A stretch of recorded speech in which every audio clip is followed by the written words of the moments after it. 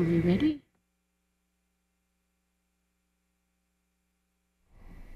Good evening, everyone. The time now being 7 o'clock, we will start the committee meeting. My name is Laura Ross, and I'm the chair for this committee. Sitting in this evening, we have Nicole Sauer, who is sitting in on behalf of Doyle Vermette. We also have Eric Olofsson, Doug Steele, Warren Stanley, Gord Wyatt, and absent, oh, he is here, Jeremy Harrison. So I would like to advise the committee that pursuant to Rule 148(1), the November 2017 supplementary estimates for the Ministry of Justice, Vote 3, was committed to the Standing Committee on Intergovernmental Affairs and Justice on November 29, 2017.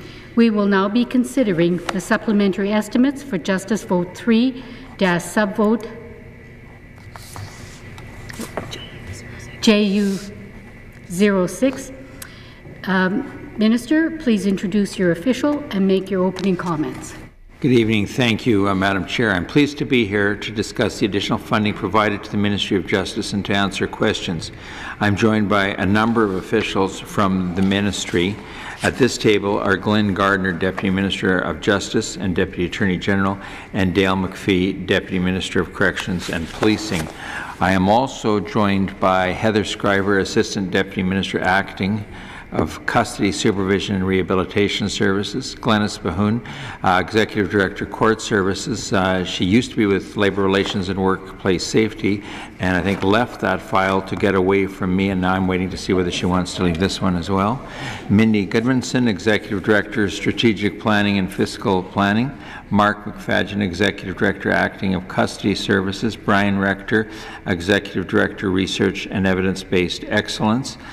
Doris Schnell, Executive Director, Offender Services. Scott Heron, Executive Assistant Deputy Minister of Justice. My Chief of Staff, Drew Dwornichuk, and Ministerial Assistant Molly Waldman. We would be pleased to answer your questions. Before I do, I would like just to comment briefly as to what we are asking, what the additional funding was for. For the current fiscal year, the Ministry required additional funding of $12 million to support its work in the justice system. In particular, this funding will be used in the operation of the province's correctional facilities. The custody services area of the Ministry has experienced higher than anticipated numbers of accused and offenders in its facilities. Although the Ministry is successfully managing this issue, it does cost more to house and supervise the individuals in our care. I would be pleased to answer any questions the committee may have on these additional costs for the Ministry of Justice. Thank you.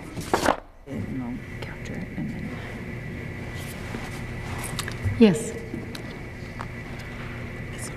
Ms. Sauer, would you like to ask your questions? Thank you. First, I'd like to thank the Minister for his opening comments, the Deputy Ministers for being here this evening, and as well all of the officials for being here this evening. I really appreciate it. Perhaps it's best to start for you to go into a little bit more detail as to what the $12 million is actually being allocated for. You had mentioned that it's to help with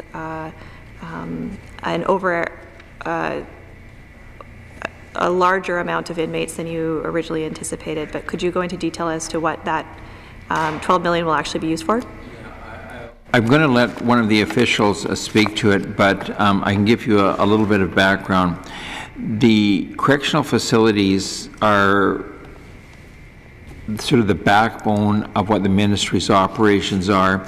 If additional persons come into the facilities or in custody, the numbers and the corresponding expenses go up. So it is largely due to unanticipated usage of the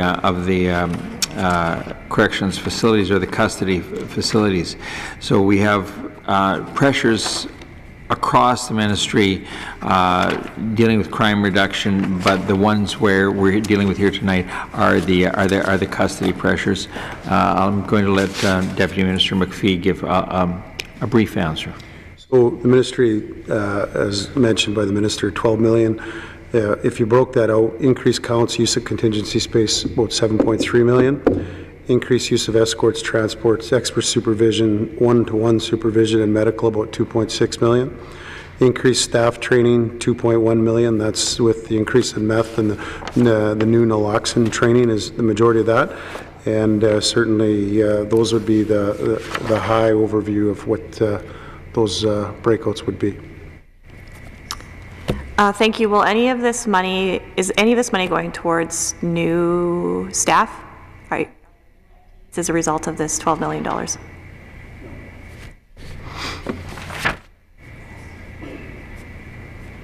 Okay, you mentioned, maybe the first thing to start off with, I'm going to go into some more questions about all of the different areas that you had just spoke about, Mr. McPhee, but I think it's probably pertinent since the reason why you're asking for or you're requiring this additional money is because of I guess under anticipating the amount of inmates you would have in custody this year. So could you give me a point in time count for where you're at right now in terms? For 2017-18 was 2,026, which is 347 more than the budgeted amount of 1,679. Broken up by facility, please.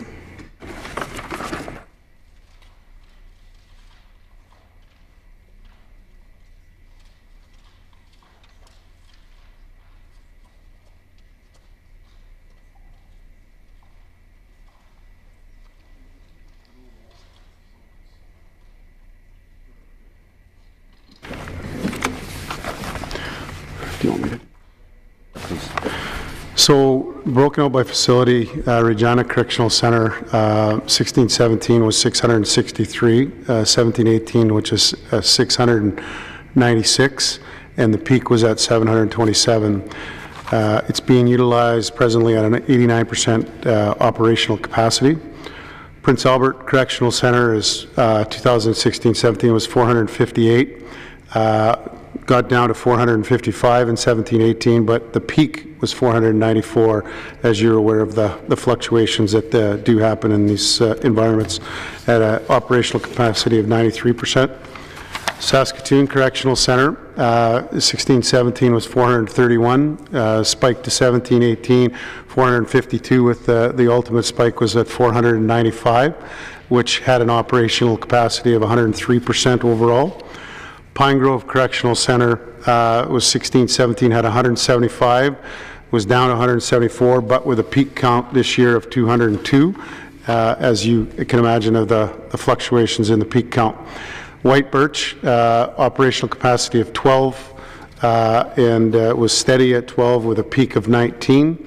So the total secure custody in those adult facilities were 16-17 was 1,739, 1,790 was the increase, with 1,854 being the spike, and fluctuates right around that 95% capacity rate. And as you can imagine, that's a snapshot in time, and those obviously, based on those numbers I give you, are fluctuating on a daily basis.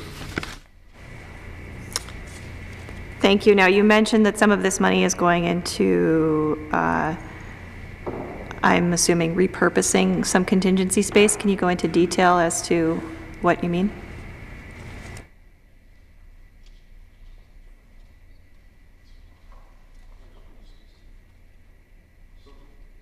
Let me just keep going.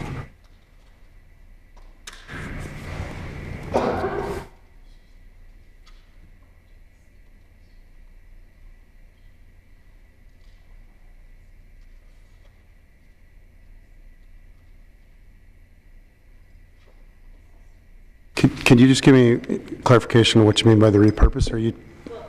I guess I'm looking for clarification from you. You had mentioned that just over $7 million is being used for contingency space. I'm looking for more detail on that.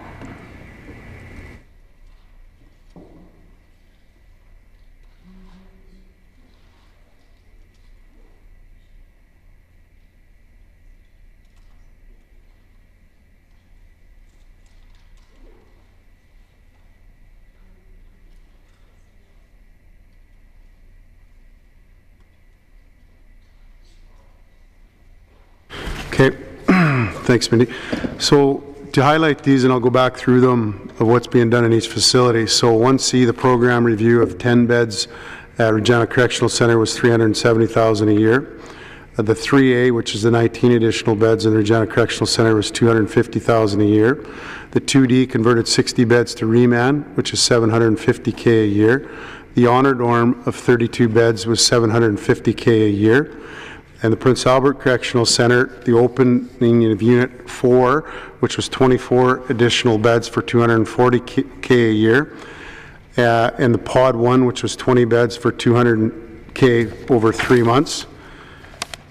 In Saskatoon Correctional Centre, closed C unit for 38 beds, opened overflow dorm 30 beds, $1.6 million a year. Overflow 2/3, extra 10 beds, $528K a year. Overflow 4, 20 beds, $1.6 million a year. Echo Dorm 1, 5 extra beds, $528,000 a year. Unit D, 8 extra beds, $528K a year. Unit B, 6 extra beds, $528K a year. Medical and holding cells, $1.6 million a year. Pine Grove, closed, nothing closed. Unit 2 increased by 2 beds, 0 cost. Unit 3 increased 3 beds, 0 cost. Unit 9, which was the Sharber unit, converted 22 beds, $965,000 a year. And the gym, $35K for 10 days. White Birch, no contingency spaces, and that would be the highlight of, or the details of those contingency spaces and what was moved around. So these are all new beds that weren't in existence from last year, is that correct? They're all contingency.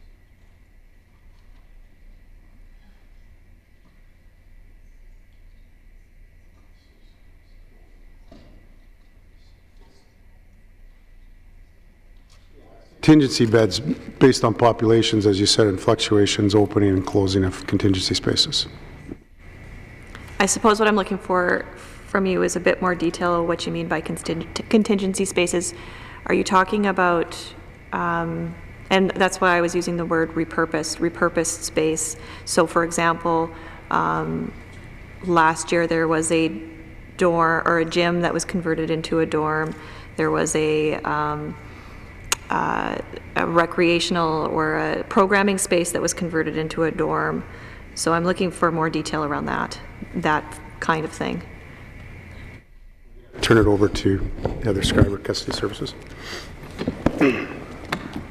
Hi. So at Regina Correctional Centre, 1C program room was converted to 10 beds.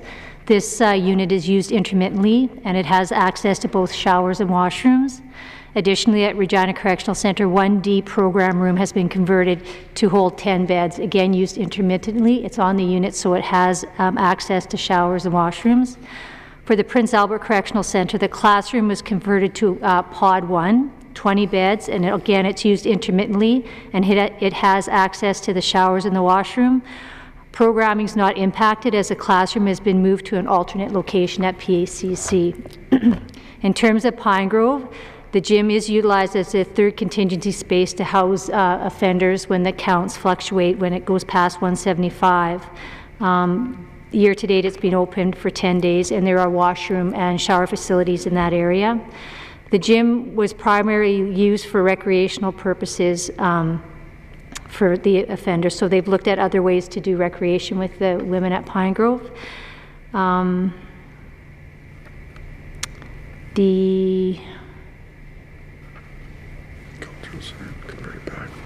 The dedicated cultural center was converted back into a living unit, and that was a Sharber. So the family visiting unit now at Pine Grove has been converted into the cultural program space.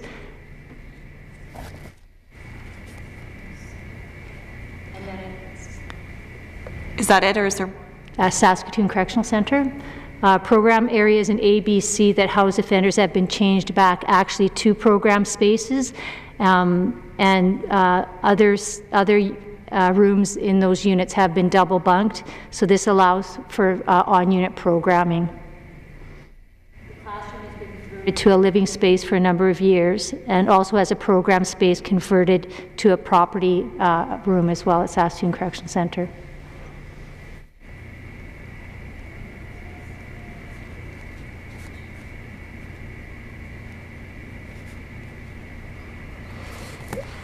You mentioned that, maybe I should, let me just make sure that I got you right. All of the space that has been converted to dorms or places with beds that weren't that prior, they have access to showers and washrooms? Unescorted access, or are escorts required? Escorted access. Escorted access. You had mentioned that the family visit unit in Pine Grove was converted into a program space. Where is the family visit unit now? We don't have a family visiting unit per se anymore. It was used very, very rarely.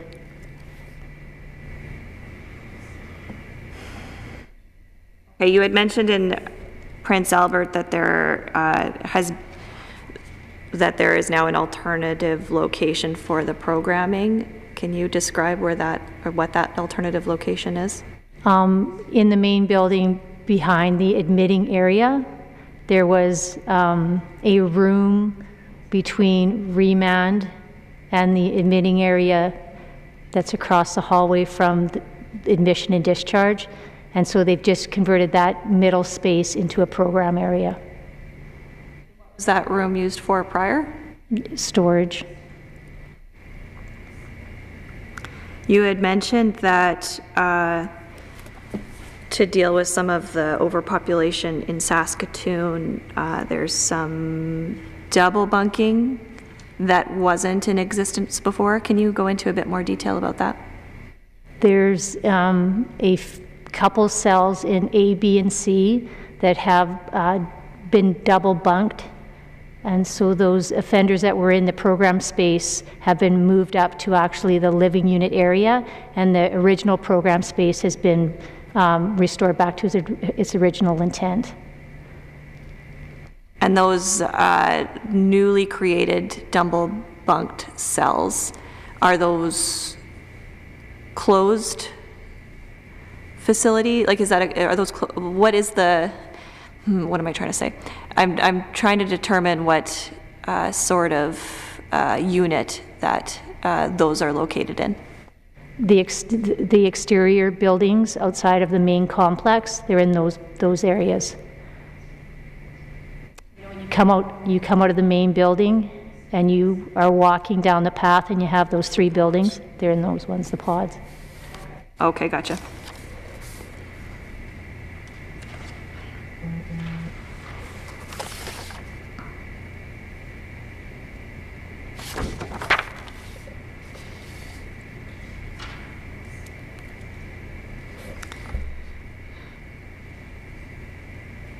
Can you repeat for me, sorry, I believe the minister might have provided this number to begin with, what the total amount of additional beds are that have been created?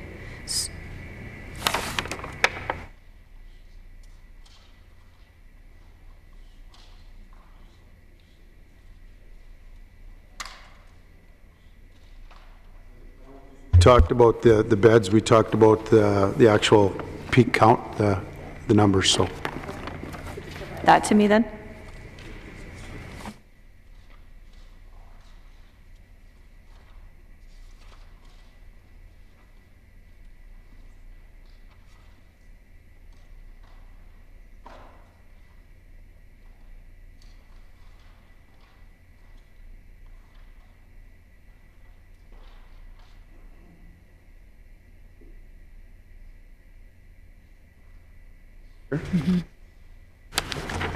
Okay, bed space capacity, Pine Grove, I'm going to have to get better glasses here, 147, Prince Albert Correctional Centre 432, Saskatoon Correctional 412, Regina Correctional 522, for 1,513. And that's the total. I'm looking for how many new needed to be created.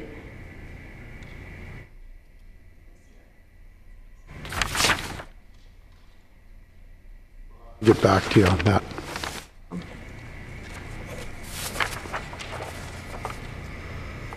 Okay, let's move on, being cognizant of the time. Mr. McPhee, you had mentioned that some of this money was going, and I didn't catch all of the things that you had said, but was dealing with escorts and transports and perhaps something else. And staff training is a separate one that we'll talk about later, but I'm trying to catch everything that you said in between after contingency space and before staff training.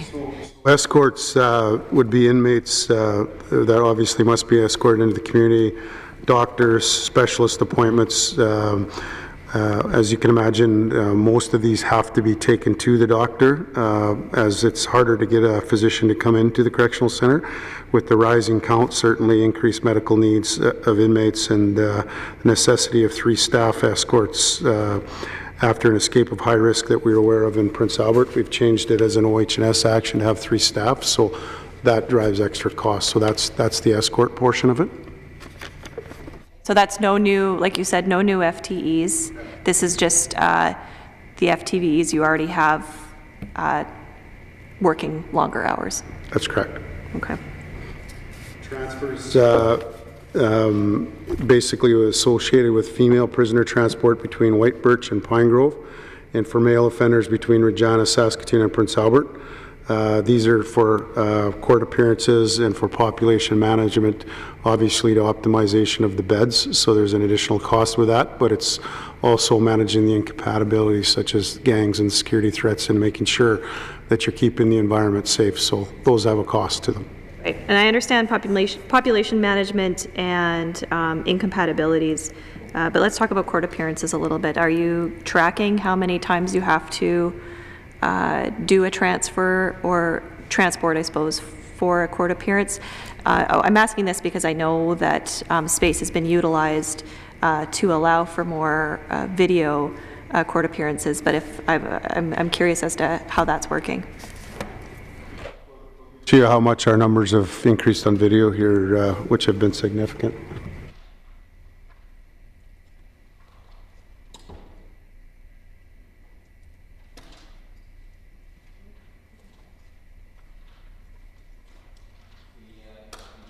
Video has been successful.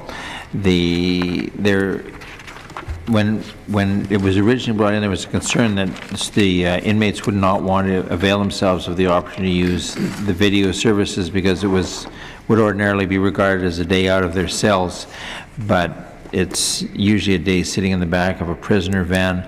So now the inmates seem to be more than willing to deal with an adjournment or that type of an application by way of the video conferencing, and they've had good success with it, but I think I'll let Glenys give you a more precise answer. Sure. So I have some statistics with me tonight from 2013-14, starting from that point. There were about 9,500 court appearances by video in that fiscal year. Last fiscal year, that number doubled to about 19,900. So far, year to date this year, so looking at the end of the third quarter, we're sitting at about 16,400. So we are certainly on track to increase the 19,900 from last fiscal year to somewhere around, we'd estimate 22,000 appearances this year. Great, thank you so much. So just so that I'm clear, because we're doing supplemental estimates, not regular estimates, so this is additional money that's being requested. Is there a reason why the amount that was needed for escorts and transports was under budgeted? The number of inmates has risen, and as the number of inmates risen, those that are on remand have court appearance, so it'd be a proportional increase. Okay, fair enough. Let's move on to staff training. You mentioned naloxone training. Is there any other staff training that this is supposed to cover as well? It's naloxone, what I have here in relation to staff training, but there's also a constant turnover in relation to overtime reduction strategy. So when we're talking about training, some of this is a management perspective as well. Obviously, with an overtime strategy, trying to deal with that in a more effective manner. And we've spent considerable time working with our management to deal with that issue as well. Can you go into a little bit more detail by what you mean by your overtime strategy? Because we were just talking about utilizing the same amount of FTEs for more transports and more escorts. So I'm curious to know what you mean in that regard. Do you want to answer that? In relation to the overtime strategy, what we're looking at is how the hours are paid versus the number of people.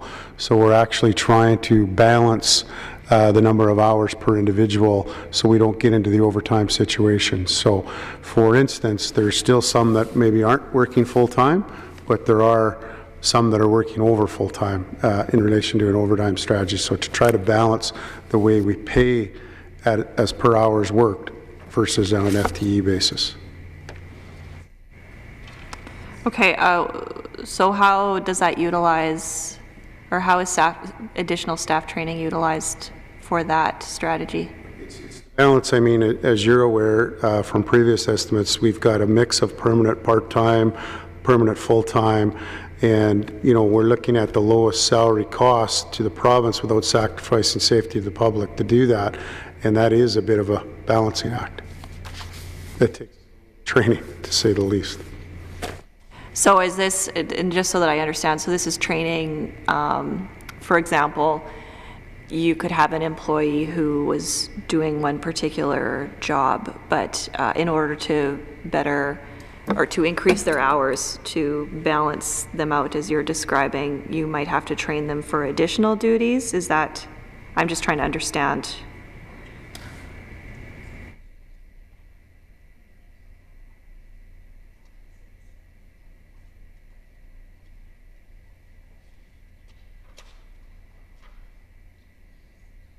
So one of the things that we have introduced is if you want to work, if you're in the YO facility and you want to work in the adult facility and vice versa, there's additional training that you have to do that, and it equates to approximately 2 weeks of training, but that is available to, as you said, those that want to pick up extra hours and would like to work in both facilities. That certainly has been opened up.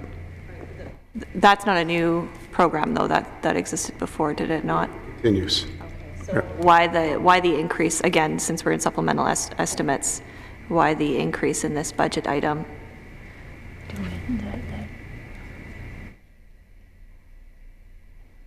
So I don't want to confuse you with the fact that that's been the big increase. The biggest is the naloxone and the contraband, but that is something that we still continue to do, which is part of it. I can't give you the exact breakdown. We certainly could, but that isn't the big part of this. Since you had brought it up, Mr. McPhee, staff moving, for example, from YO to adult, is that voluntary, or is that part of the strategy that it's not? They apply for it. Thank you. Let's talk about the naloxone training then. You said that was the larger part of the training budget. Can you go into a little bit more detail, please?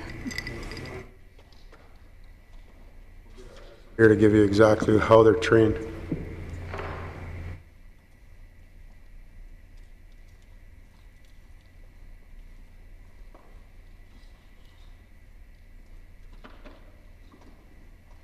Hi, I'm Dora Schnell, the Executive Director of Offender Services. So we started earlier in the year with training all of the nurses around the injectable naloxone. So there was a whole rollout and training all those nurses, and then once we did that, we realized that wasn't sufficient. So we trained all of the correctional workers as well in the nasal spray, the Narcan piece of the naloxone, so that we would have very quick response to anybody who was potentially overdosing. How many deployments have we? Now we've had 5 deployments where they've all been successful. Thank goodness. Is that both the injectable and the nasal spray, 5 total, or? You know what? I'd have to go back and look. When the nurses are available, they use the injectable, and when they're not right there, we use the nasal spray. So sometimes we actually end up using both. So I don't have that right handy. How many times? We've used the nasal spray more often. I know that. Okay, thank you so much.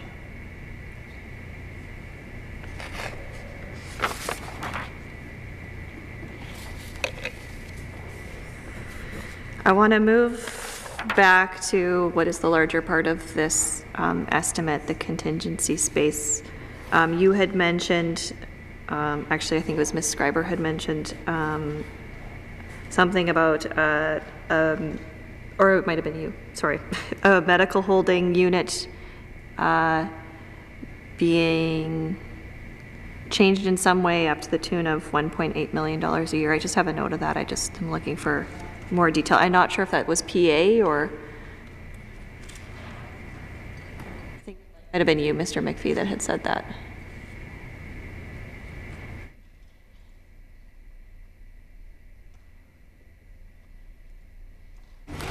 It's in Saskatoon, but Yeah. So the holding cells and the medical cells were refurbished and made. You know, the floors were painted, they were clean, new beds installed. Okay, thank you. I wasn't sure. So it's the same amount of units. They're just revamped. Okay, thank you. Let's talk a little bit about remand rates, because I know this is something we talk about every year in estimates, and I know that's a priority for the ministry to address. It doesn't look like we're here talking about supplemental estimates, so it doesn't look like the problem has been solved, which is kind of an understatement. But I'm wondering if you can talk a little bit about how your strategy is going with respect to dealing with remand. We've talked about your pilot project before that's in Regina and Saskatoon and PA, I believe, as well as I know we've talked a little bit about the role of the prosecution's office in all of this, as well as with the police. So maybe it's best we just open the floor and talk a little bit about remand.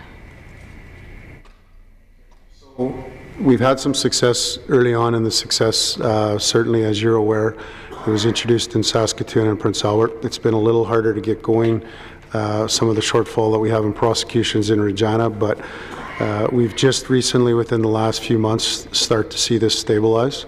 So as you remember, we said the first thing we had to do in remand is stabilize it, in other words, stop the growth.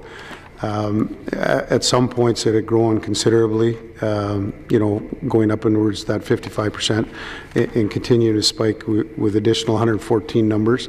Within the last 3 months since that we've actually further went out and drilled into this in those centers, we're actually seeing it start to level out. Are we going to say that we've cured it? No. What we're going to say is it appears by every inclination of what we're doing is actually stabilizing the remand environment. And for the last couple months, actually 3 months, it's almost getting to a zero growth on remand. We're also seeing in the 10 days that within the first 10 days, the majority, it's up to 93% of the folks are getting out. So we are seeing some big wins early on the remand strategy, and our hopes obviously within the coming year is to get it up and running in Regina and then further drill it out even further. As you're aware, we started with the weekends, and we see the same issues during the week. So next step is to continue to expand, continue to test, and to continue to see that trend downward.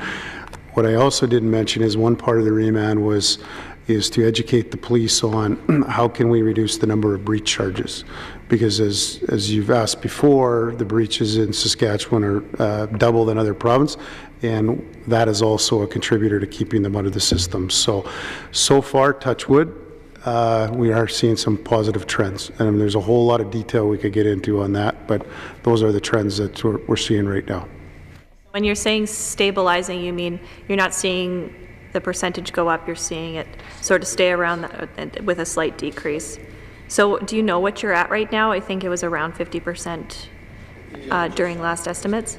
Right around that 50, yeah, it's 49%. Okay. fluctuate. Now we talked about the troubles that you were having getting this project going in Regina back in April, whenever we did estimates last.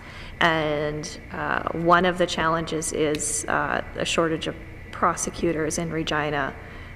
So is the ministry still having that challenge even into December, several months later?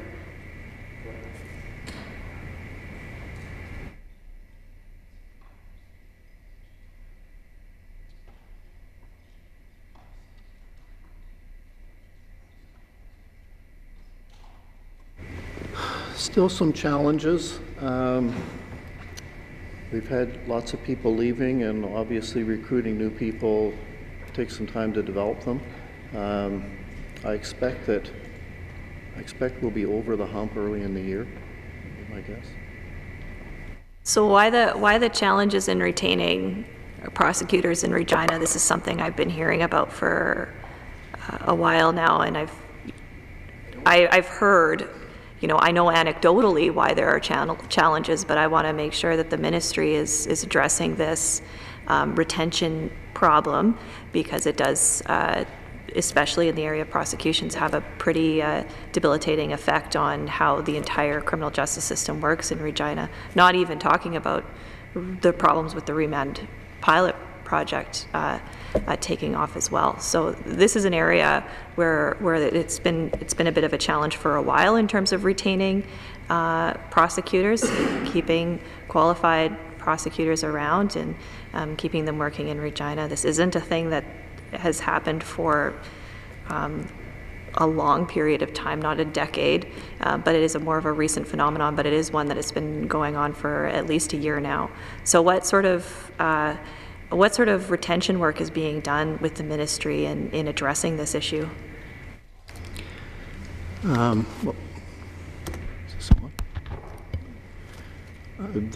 our head of prosecutions has been actively recruiting new prosecutors. A number of them have, gone on to other appointments. We've appointed some to the bench. They've gone on to other opportunities. It's a matter of actively recruiting them and developing them over a period of time. The other shift is to move some of the more experienced prosecutors to doing the early resolution work, which allows them to handle more cases more expeditiously, so there's sort of a shift in priority. I guess the other, along with that, using the more experienced prosecutors to do some of the early resolution work also helps take some of the pressure off prosecutions and keep them up. But it's a challenge. We've had some particular challenges in Regina that our head of prosecutions is on and is trying to address. But it's people moving on to other opportunities for the most part. Right, it's a retention issue. I know of at least, I think, about 4 lawyers around my year of call, around this 3 to 7 year of call, who've left to go to different places in Alberta, for example, in the last 6 months or so. So it's definitely I'm hearing anecdotally that it's causing problems in terms of slowdown and issues getting files advanced. So I'm flagging it as a problem that needs to be addressed at some point. I'm almost out of questions, but I do want to ask, because we are talking about some additional money going into corrections. There is recently an inquiry that just completed, and some recommendations that were made for Kilburn Hall in particular. I know I've seen the news report about the body scanner, but I'm more curious to know about the other recommendation that called for more nurses.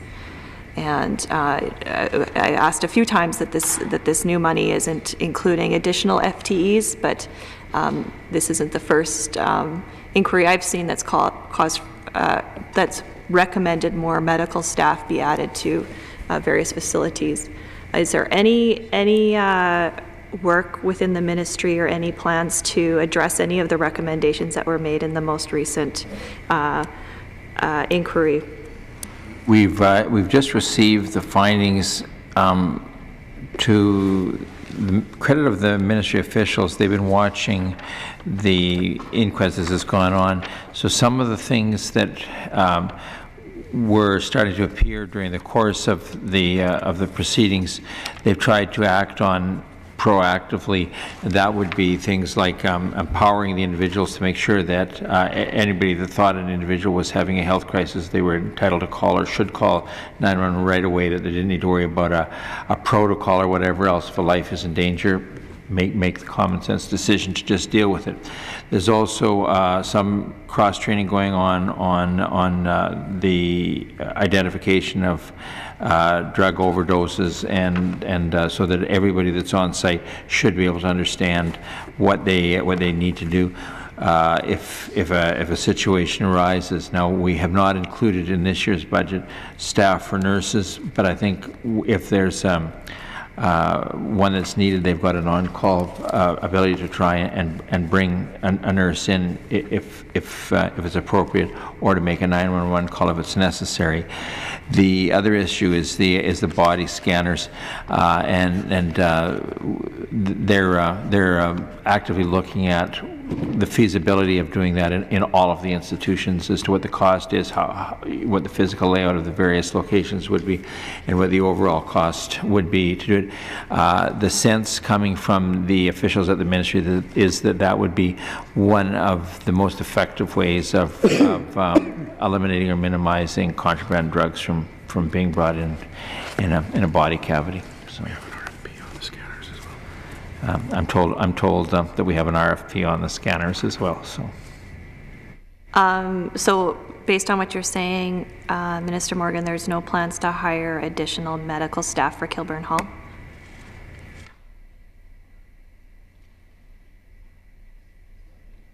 Hi. Yes, we're doing a complete health services review right now, and so staffing levels are part of that review. Do you mind going into a little bit more detail about that review?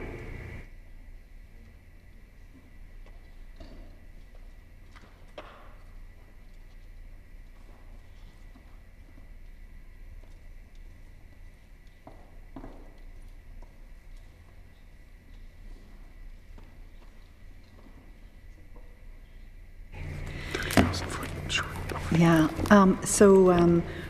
This past year, what we've done is collected a lot of data that we have around our health services, data around how many folks have contagious diseases, how many people have chronic diseases, the services we have in place. So we've tried to sort of do a whole high-level scan of, exactly what is the need that's presenting in our population, and mental health services and medical services, and then what services we currently have in place.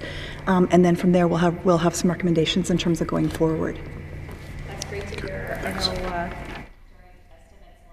I think it was the last estimates we were talking about mental health services, and you weren't able to, or I was asking about wait times to access medical staff, particularly for those who were self-declaring a need for a mental health professional, and I don't think the ministry was able to provide me that. I think they were tracking it by paper or something at that point in time. Is part of the review going to include a way of being able to track that data? We have that right now. So depending on the classification, psychiatry, for example, is 14 days at PACC. It's longer in some of the others. And what we're trying to do is balance it out, because it can be up to 3 to 6 months in some areas. So, and that's just one example, but that also covers GP, optometry, dental, harm reduction, methadone. So all of those things are part of this review, including, as you mentioned, the mental health, and trying to find a reasonable, consistent balance that we can meet in all of the facilities. Give me all of those wait times for psychiatry and methadone, please. Yeah, psychiatry varies from 14 days to 4 to 5 months, depending on the health region. And optometry varies from 3 hours to 2 weeks to 2 to 3 months. And dental is generally between 1 and 3 months. Harm reduction is really no wait. And methadone, there's no wait as well. Would you give us more detail as to which facilities are experiencing the 4 to 5 month wait for psychiatry? It varies. The psychiatry, it's in Regina, and same with the dental in Regina. Regina has the largest population. But it's got the largest population custody count, so. And the lungs. Correct, yeah. About inquiries, I'm just curious, the Brianna Kennick inquiry was postponed. Do we have a new date for when that's going to happen? I can't remember off the top of my head, but I just seen this yesterday. Mark, do you know what?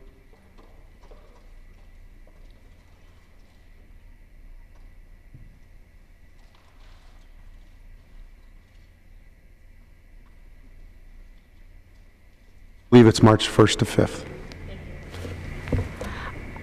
I don't have any further questions. I just want to take this opportunity, though, before my mic gets cut off, to thank first all of the officials for being here this evening. I really appreciated having your thoughtful answers to my many and varied questions, as well to the deputy ministers for being here as well this evening, and to the Minister of Justice. I know this is a file he's had before, but it's my first time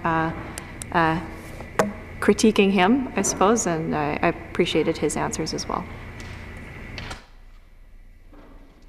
Thank you, Madam Chair.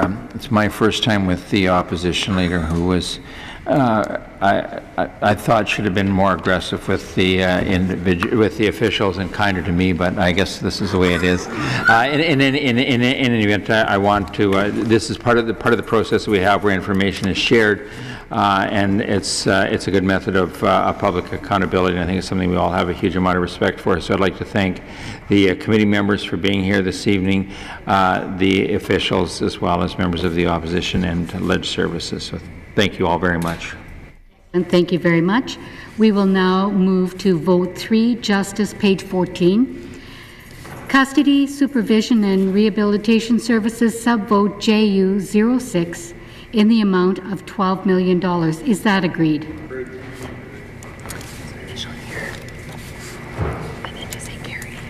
Carried. Justice vote 3, $12 million. That's a big one. There we go. What?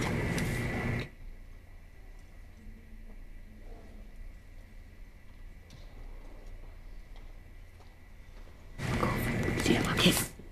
We just had to fix that up. I will now ask a member to move the following resolution. Resolved that there be granted to Her Majesty for the 12 months ending March 31st, 2018, the following sums for justice in the amount of $12 million. Mr. Stanley, is that agreed? Carried.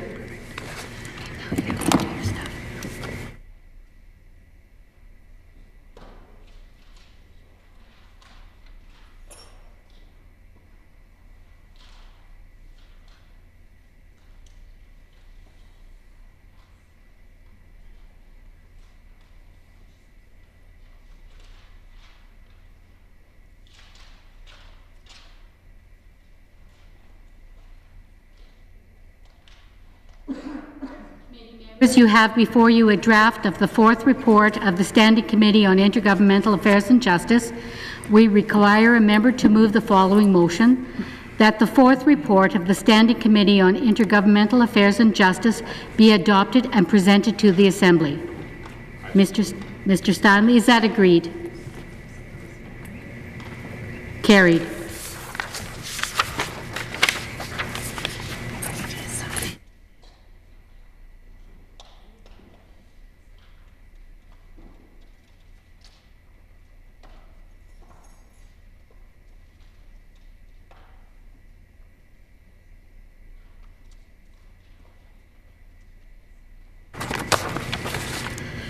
Seeing that we have concluded our business today, again, the Minister, do you have any closing remarks, or are you? I've already made them. Thank you. I will now ask a member to move that we adjourn. Mr. Steele has moved that we now adjourn. Is that agreed? Carried. This committee stands adjourned to the call of the chair.